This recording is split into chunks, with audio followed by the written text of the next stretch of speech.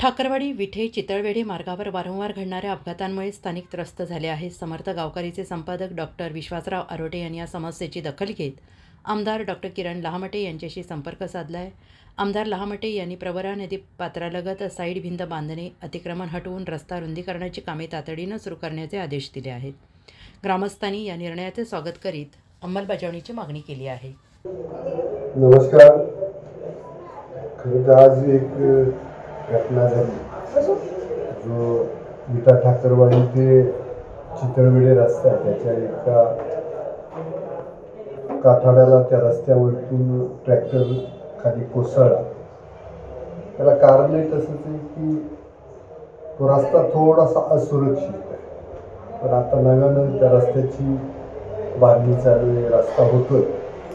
तर तिथल्या नागरिकांची पण मागणी आणि मी पण बघून तशा सूचना PWDच्या अधिकाऱ्यांना दिल्यात का तिथं नदीकाठचा जो भाग असेल तिथं संरक्षण कठड्याची गरज आहे। तिथं जे दोन्ही बाजूला शेत आहेत, वावर आहेत, तर तिथं पण भिंत उचलणं गरजेचं आहे आणि तसं केलं जाईल।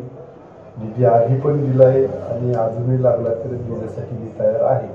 त्यामुळं शेवटी माणसं महत्त्वाचे पैशापेक्षा आणि सुरक्षित रस्ते झाले पाहिजे। त्यामुळं तिथून तो रस्ता होणार आहे। शेतकऱ्यांनाही विनंती राहील का रस्ता होत असताना कृपा करून सहकार्य करा, कुणीही आडकाठी चुकूनही आणू नका, कारण रस्ता हे एक प्रगतीचं लक्षण आहे।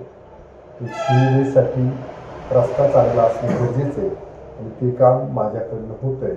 नुसतं विटा ठाकरवाडी ते चितळवेढे रस्ता होतोय असं नाही, तर तालुक्यात असंख्य रस्ते होत आहेत।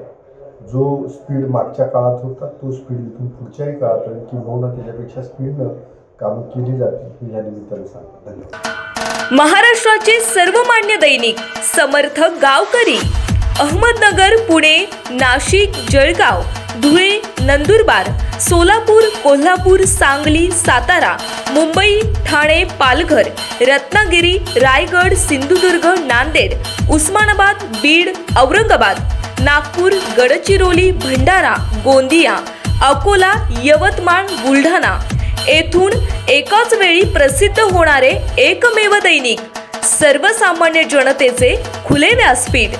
संपादक आहेत विश्वासराव आरोटे। मोबाईल नंबर आहे 94 23 38 85 08। दुसरा मोबाईल नंबर 94 23 46 72 72।